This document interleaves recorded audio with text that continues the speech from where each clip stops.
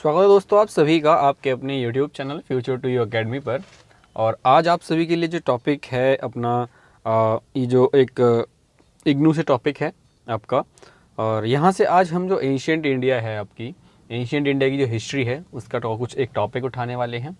अभी हमने देखा था कि इंडिया का जोग्राफिकल लोकेशन क्या है और ये सब चीज़ें हमने अभी पिछली वीडियो में यहाँ तक हमने सारी चीज़ें देखी हुई थी। देखिए मैं आपको दिखाता हूँ। यहाँ पर हमने क्या था, ऑब्जेक्टिव पढ़ चुके थे, इंट्रोडक्शन पढ़ चुके थे हम। इसका पहला यूनिट का पहले ब्लॉक का पहले यूनिट का इंट्रोडक्शन देख चुके हैं, ऑब्जेक्टिव देख चुके हैं, ज्योग्राफिकल रीजंस वगैरह देख चुके हैं हम, uneven pattern of emergence of historical reasons ये सब चीज़ें देख चुके हैं, और द नेचर ऑफ रीजन ये भी हम देख चुके हैं। आज जो हम पढ़ने वाले हैं वो हम पढ़ेंगे sources of study, sources for study of the ancient Indian history. तो इसको हम देखने वाले हैं आज की वीडियो में और देखते हैं कि इसमें क्या क्या चीज़ें हैं। देखिए इसमें क्या है ना, तीन चीज़ें हैं। इसमें तीन चीज़ें हैं। कौन कौन सी वो तीन चीज़ें हैं? जो वो तीन चीज़ें हैं वो हैं हमारी, एक है लिटरेचर, लिटरेरी सोर्सेस हैं हमारे, कुछ हैं आर्कोलॉजिकल सोर्सेस हैं, कुछ फॉरेन अकाउंट्स हैं। तो देखिए लिटरेरी सोर्सेज, सबसे पहले मैं आपको बता दूं कि लिटरेरी सोर्सेज क्या होते हैं। देखिए लिटरेरी सोर्सेज का मतलब एक समझ लीजिए लिटरेचर। लिटरेचर में हमारे पास क्या क्या चीज़ें आएंगी? वेद आएंगे, उपनिषद आएंगे, पुराण आएंगे, बुद्धिस्ट लिटरेचर आएगा, जैनिज्म लिटरेचर आएगा। और जो भी लिटरेचर जहाँ से चीज़ें हम पढ़ करके हमें पता लगता है कि एंशिएंट इंडिया में ये सब हुआ होगा, तो वो सारी चीज़ें जो होती हैं वो सारी लिटरेरी में आ जाती हैं। देन उसके बाद आता है आर्कियोलॉजी।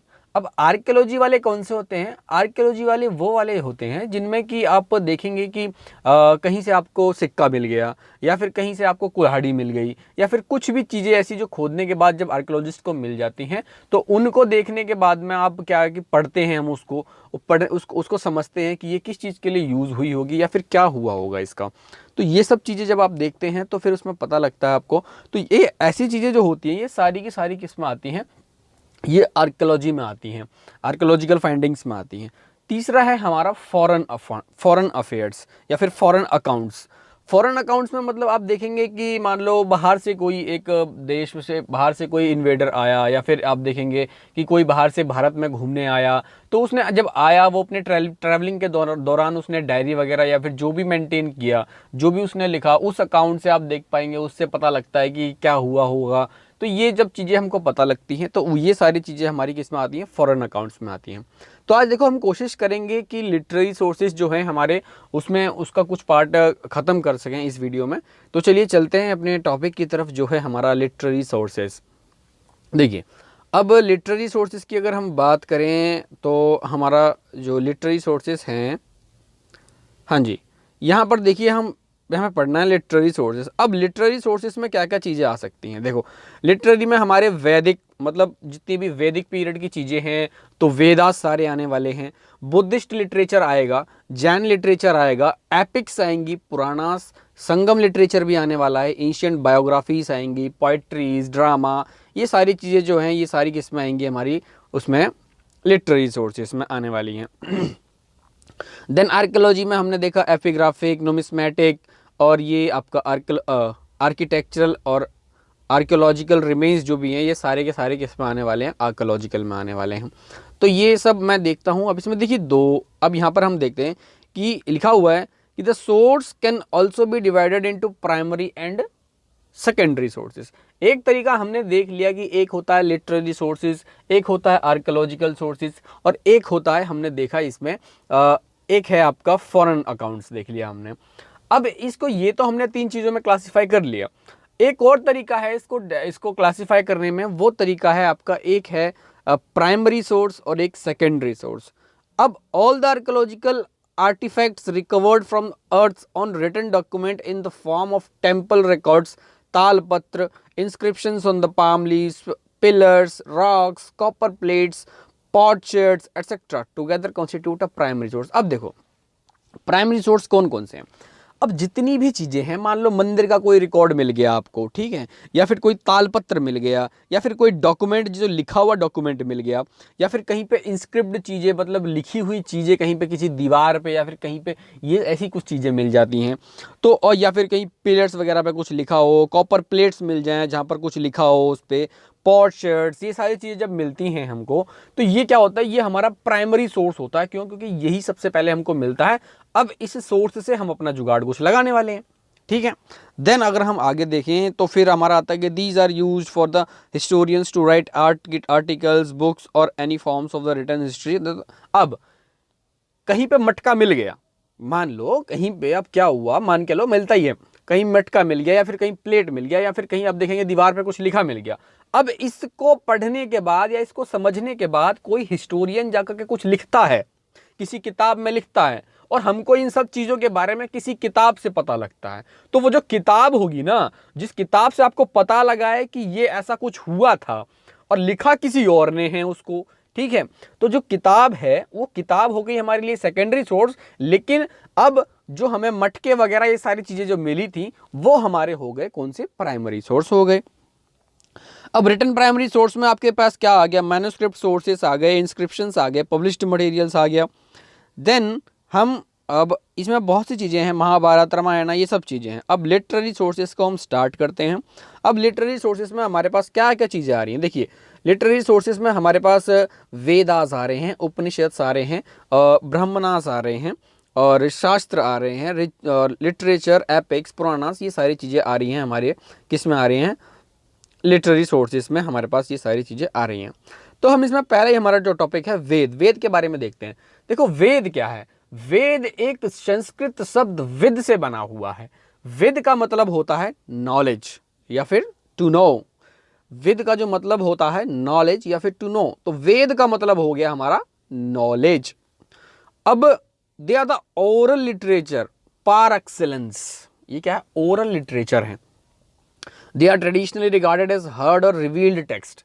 इनको अगर हम देखें तो इनको ऐसा होता है कि सुने हुए और बोले हुए शब्द हैं, जो भी सुना है इंसान ने वो लिख दिया है। तो वैदिक literature consist of 3 different classes. अब वैदिक लिटरेचर में ना 3 तरह के वैदिक लिटरेचर्स होते हैं। एक होती है संहितास, एक होता है ब्राह्मणास, एक होता है अरण्यक। अब संहितास में क्या क्या चीजें होती हैं, देखो संहितास वैसे सच में देखें हम, संहितास क्या होता है, संहितास मतलब होता है संहितास की कलेक्शन, या फिर नेमली ये क्या होता है, हाइम्स, प्रेयर्स, इनकैंशंस, बेनेडिक्शंस, सैक्रिफिशियल फार्मूलास, लिटैनीज, ये सारी चीज़ें जो आती हैं हमारी संहिताज में आती हैं।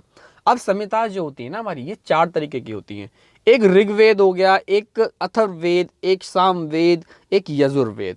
ये देखिए, आप कभी भी अगर आपको कोई बोलता है हमारे पास कितने वेद हैं या फिर वेद में कितनी चीज़ें आती हैं, तो हम देखेंगे कि वेद में हमारे पास 3 चीज़ें आती हैं, एक संहिता हो गया, एक ब्रह्मणास हो गया और एक अरण्यक हो गया। अब वेद में कितनी चीज़, अब ये संहिताज हैं, ये इनमें कितनी चीज़ आते हैं, इनमें हमारे पास 4 चीज़ें हैं। कौन कौन सी हैं, एक ऋग्वेद है, एक अथर्ववेद है, एक सामवेद है, एक यजुर्वेद है। ऋग्वेद में क्या है, ऋग्वेद में है हमारे पास knowledge of the songs of praise, कहने का मतलब प्रार्थना बहुत सारी हैं इसमें। ऋग्वेद में सारी प्रार्थना मिलती हैं हमको। अथर्ववेद में हमको सारी की सारी जो मैजिकल फॉर्मूलीज, मतलब कि हम बोल सकते हैं इसमें अथर्ववेद में हमें काला जादू और ये जो मतलब जादू की चीज़ें, मैजिकल फॉर्मूला जो चीज़ें मिलेंगी आपको, काला जादू हो फिर जैसे जैसा भी जादू हो, ये सारी चीज़ें जो होती हैं ये हमें अथर्ववेद में मिल जाती हैं। और फिर सामवेद में अगर हम देखें तो नॉलेज ऑफ मेलोडीज, मतलब कि सामवेद, सामवेद क्या है कि गाने हैं, इसमें बहुत प्यारे प्यारे अच्छे तरीके से गाने की धुनें हैं, और इसमें म्यूजिक से जब मेनली अगर बात करें तो ये म्यूजिक से डील करता है। फिर हमारा आता है यजुर्वेद। यजुर्वेद में आपको अगर मिलेंगी चीज़ें तो वो मिलेंगी सारी सेक्रीफिशियल फार्मूलास मिलेंगे हमें इसमें। कौन से सेक्रीफिशियल फार्मूलास मिलेंगे, जैसे यजुर्वेद में आपको कुछ भी जब सेक्रीफाई करते हैं हम, या फिर बलिदान वगैरह की जो चीज़ें होती हैं, ये सारी बलि देने की होती है, वहाँ पर जो उस टाइम पे जो मंत्र वगैरह वो उच्चारण किए जाते हैं वो सारे हमें किस में मिल जाते हैं, यजुर्वेद में मिल जाते हैं। फिर आता है हमारा ब्राह्मणास। अब ब्राह्मणास क्या होता है, ब्राह्मणास एक बहुत ही वॉल्यूमिनस टेक्स्ट है जिसमें कि थियोलॉजिकल मटेरियल है। और अगर मैं बात करूं इसमें कि ऑब्जर्वेशन ऑफ सेक्रीफाइस, प्रैक्टिकल और mystical significance, separate the sacrificial rights and ceremonies, ceremonies को और सेक्रीफिशियल राइट्स को ये क्या करता है, सेपरेट करता है सॉरी। देन हमारा आता है अरण्यक। देखो अरण्यक या फिर हम और एक और अरण्यक का मतलब होता है फॉरेस्ट टैक्स। अब क्या होता है कि हमने देखा है कि हमारे पास कुछ अवस्था होती हैं, बाल अवस्था, और एक आपकी युवावस्था होती है, एक आपकी गृह अवस्था होती है, ऐसे मतलब कुछ काफ़ी अवस्थाएं हैं, फिर लास्ट में एक अवस्था आती है अरण्यक नाम की। तो अरण्यक में का क्या मतलब होता है कि जो टेक्स्ट जब क्या होता है उस अवस्था में क्या होता है आपको कि उस अवस्था में ये होता है कि आपको जाकर के दूर अपने मोह माया से दूर जाकर के जंगलों में रहना पड़ता है, और जंगलों में रहने के बाद आपका चित्त को ध्यान में रखना पड़ता है। चित्त मतलब आपको कंसंट्रेट करना होता है कुछ चीज़ों पर। अब कुछ चीज़ों पर जब आप इस कंसंट्रेट करते हो तो फिर क्या होता है कि वहाँ पर आपको कुछ किताबें लिखी जाती हैं। तो वो जो किताबें जो आपने देखा कि आप जाकर के उसमें लिख रहे हैं, जब आप देखेंगे कि जब आप फॉरेस्ट में जाएंगे, फॉरेस्ट में जो किताबें लिखेंगे वो सारी की सारी किताबें किस में आती हैं, वो सारी की सारी किताबें जो हैं वो हमारी किस में, अरण्यक में आ जाती हैं। अब अरण्यक में अगर हम देखें फिर उपनिषद होता है। उपनिषद होते हैं हमारे सेक्रेड डॉक्ट्रिन्स होती हैं। उपनिषद में सेक्रेड डॉक्ट्रिन मतलब धार्मिक चीज़ें, धार्मिक सिद्धांत जितने होंगे सारे ये उपनिषद में आ जाएंगे आपके पास। अब इसमें क्या आ गया, forest hermits, ascetics of gods, the world, mankind, इन सब चीज़ों के बारे में आ जाता है। अब देखिए यहाँ पर कुछ चीज़ें लिखी हुई हैं, जैसे कि the whole Vedic literature is considered to have been revealed by the god and therefore considered sacred chronologically. It spans thousands years with. देखो अब ऋग्वेदा एक ओल्डेस्ट है, और इसमें क्या है कि 10 मंडल है। ऋग्वेद क्या है, ओल्डेस्ट अगर हम बात करें तो ऋग्वेद सबसे पुराना है, और इसमें 10 मंडल हैं, जिसमें कि सेकंड मंडल और इसका जो 7वां मंडल है वो सबसे पुराना है। ऋग्वेद कितने मंडलों में डिवाइडेड है, 10 मंडलों में, याद रखिएगा। यहाँ पर मैं आपको बता दूं एक बार, वेद को 3 चीज़ों में डिवाइड किया हमने, संहिता में, ब्रह्मणाज में, अरण्यक में। और संहिता 4 तरीके की है, और उसमें ऋग्वेद जो है, ऋग्वेद में 10 मंडल हैं। 10 मंडल में से जो आपका जो दूसरा मंडल है और दूसरा और 7वां मंडल जो है आपका, वो क्या है, सबसे पुराना मंडल है। फिर उसके बाद अगर मैं बात करूं, these are also called family books because each is ascribed by tradition to the particularly family of rishis. इनको हम क्या है ना कि अब इन मंडल्स को हम फैमिली बुक्स बोल सकते हैं, क्योंकि ज़्यादातर देखा जाएगा तो इसमें ऋषियों की कहानी है, ऋषियों की फैमिली के बारे में ज़्यादातर लिखा हुआ है। फिर अगर हम बात करें सेकेंड, और when we refer to the early Vedic literature we essentially refer to the second and the seventh book of the Rigveda. फिर उसके बाद क्या होता है, लेटर वैदिक पीरियड में अगर हम देखते हैं, देखिए अब 2 पीरियड हो गए, एक हो गया अर्ली वैदिक पीरियड, एक लेटर वैदिक पीरियड।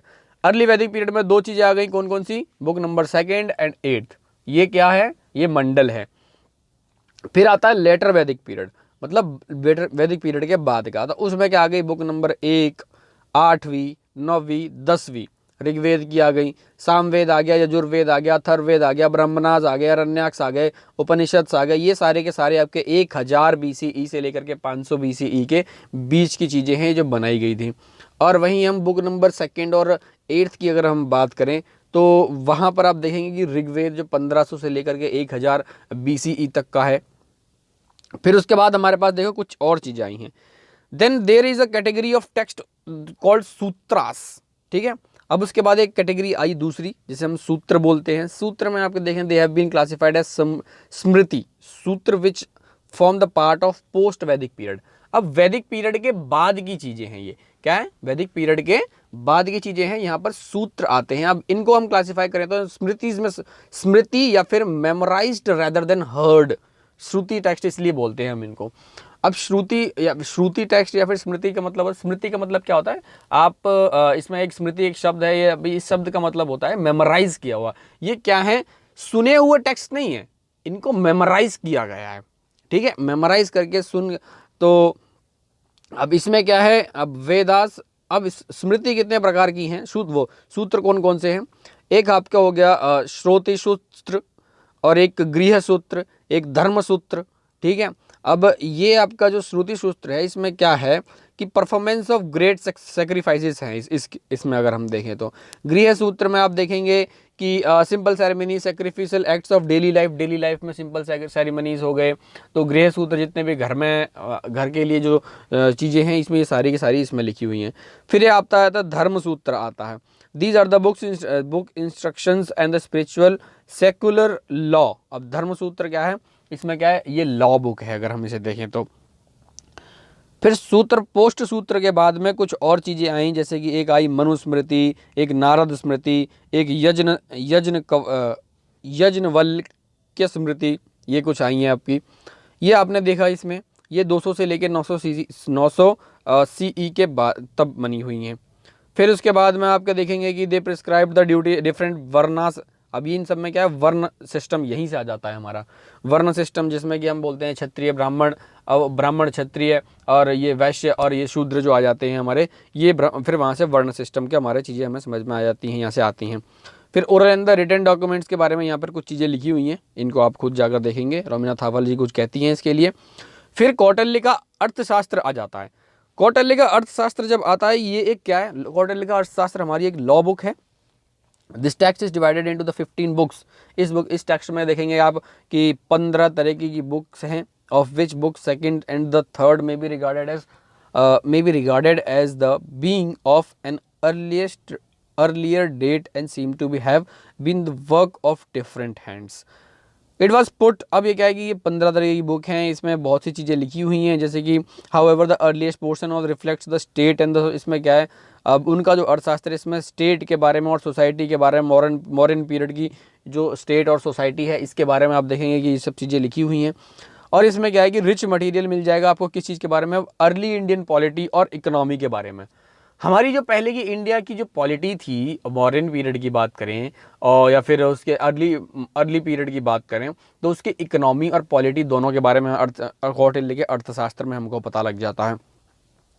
ठीक है, देन उसके बाद हमारे पास रामायण आता है और महाभारत आ जाता है।